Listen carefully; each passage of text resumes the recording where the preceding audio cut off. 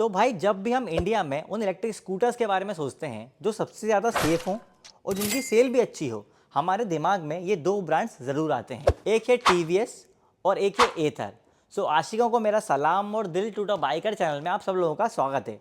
सो आज के इस वीडियो में हम कंपेयर करने वाले हैं टीवीएस iQube S को एथर 450S से। तो सबसे पहले बात कर लेते हैं कीमत की। iQube S का जो एक्स शोरूम प्राइस है वो है 1,40,000 रुपये। वहीं एथर 450S का जो एक्स शोरूम प्राइस है डिस्काउंट के बाद वो है 1,10,000 रुपये। अब अगर हम बैटरी की बात करें तो टीवीएस iQube S के अंदर आपको 3.4 किलोवाट का बैटरी पैक मिल जाता है। इस गाड़ी की जो क्लेम्ड रेंज है वो 100 किलोमीटर से, और इस गाड़ी में जो एक्चुअल रेंज आपको मिलती है वो भी 100 किलोमीटर मिल जाती है। इस गाड़ी को आपको फुल चार्ज करने में लगभग 5 घंटे का समय लगता है। वहीं एथर 450S के अंदर आपको 2.9 किलोवाट का बैटरी पैक मिलता है।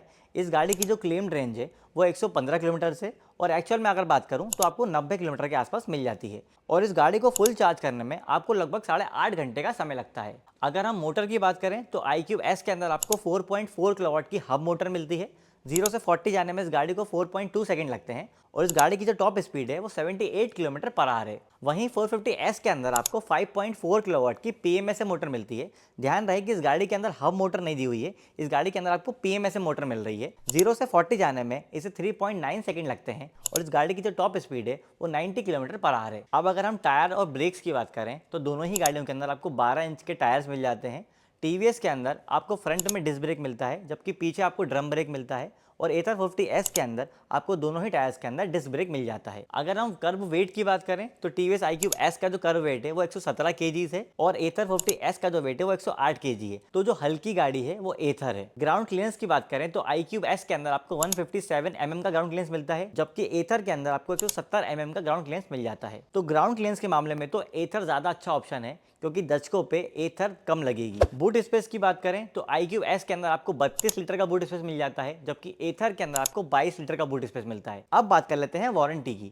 टीवीएस iQube S के अंदर बैटरी, मोटर और व्हीकल के ऊपर आपको 3 साल और 50,000 किलोमीटर की वारंटी मिलती है।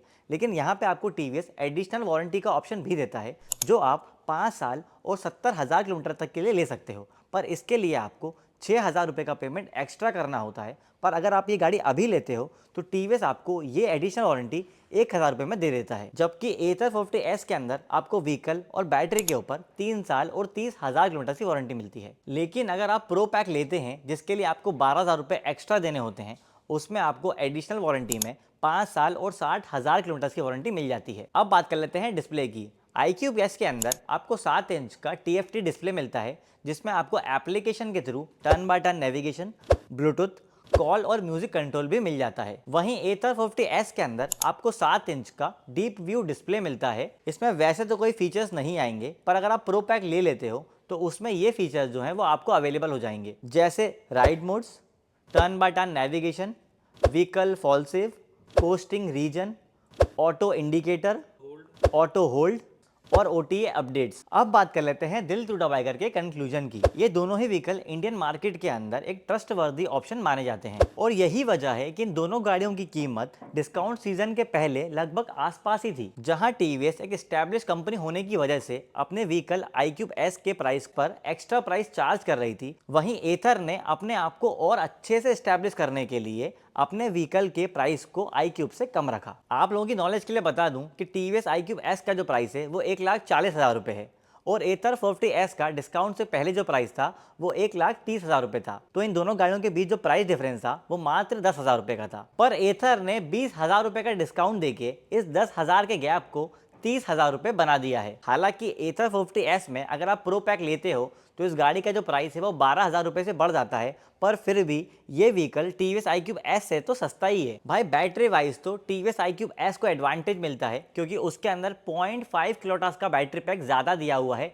एथर 450S से, और इसी डिफरेंस की वजह से आपको iQube के अंदर एथर से ज्यादा रेंज मिल रही है। पर चार्जिंग टाइम में एक बेनिफिट एथर को है तो एक बेनिफिट iQube को। एथर में आपको फास्ट चार्जिंग का ऑप्शन मिल जाता है, जबकि टीवीएस iQube S के अंदर आपको फास्ट चार्जिंग का कोई ऑप्शन नहीं मिलता और कंपनी वालों का ये कहना है कि अभी फ्यूचर के अंदर हमारा फास्ट चार्जिंग लाने का कोई प्लान नहीं है। वहीं iQube S को आप नॉर्मल चार्जर से 5 घंटे में फुल चार्ज कर सकते हो, जबकि Ather 40S को आपको फुल चार्ज करने में लगभग 8.5 घंटे का समय लगता है। तो बैटरी और चार्जिंग के मामले में iQube S जो है वो ज्यादा अच्छा ऑप्शन है। मोटर के मामले में Ather सीधा सीधा आगे है iQube से। इसकी वजह सिंपल है, एक तो Ather आपको PMSM मोटर ऑफर कर रहा है और उसकी कैपेसिटी भी ज्यादा है, जबकि iQube S के अंदर आपको हम मोटर मिलती है, वो भी कम कैपेसिटी की। और टॉप स्पीड के मामले में भी iQube पीछे है Ather से, तो मोटर के मामले में तो Ather आगे है। वैसे तो ये दोनों व्हीकल ओवरऑल सिमिलर ही हैं, पर अगर आपका इंटरेस्ट परफॉर्मेंस स्कूटर की तरफ ज्यादा है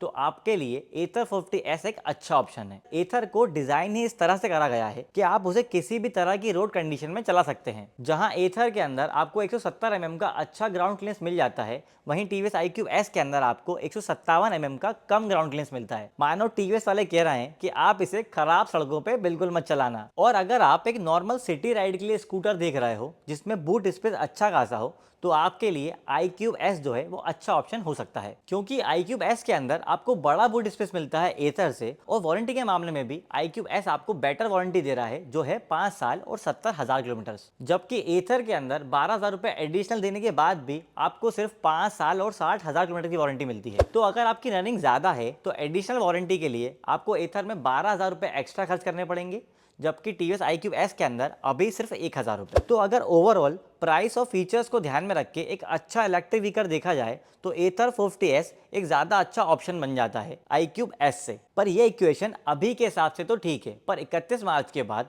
डिस्काउंट और सब्सिडी खत्म होने के बाद क्या इक्वेशन बनती है वो अगले महीने पता चल जाएगा। इस वीडियो में हमने इलेक्ट्रिक व्हीकल के जो सब्सिडी का सीन है उसके बारे में डिटेल में बात करी है। आप आराम से देख लीजिए, आपको पूरी इन्फॉर्मेशन मिल जाएगी। और इलेक्ट्रिक व्हीकल के बाकी सारे इन्फॉर्मेशन के लिए आप दिल टू द चैनल को सब्सक्राइब कर लीजिए।